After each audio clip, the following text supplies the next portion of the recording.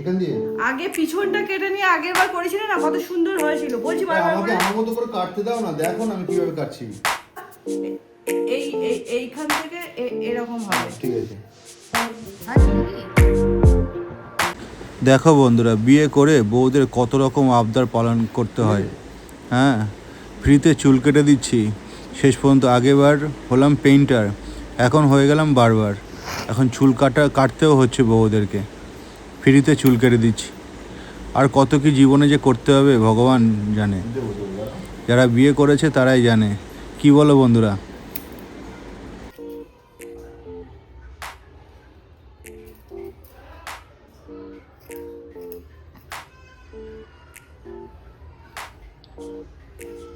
দেখো ঠিক আছে, সামনে দিকটা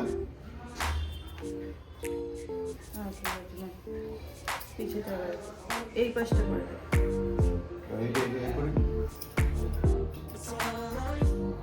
এই পাশটা করে নে।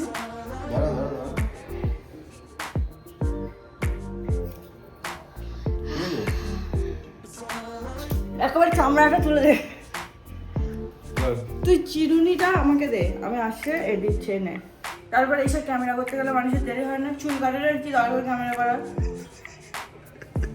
নিজেদের তো পেট ভরে গেছে, এবার বললে এক্ষুনি আমি চান করবো, পুজো দেবো, তারপর দুটো খাবো।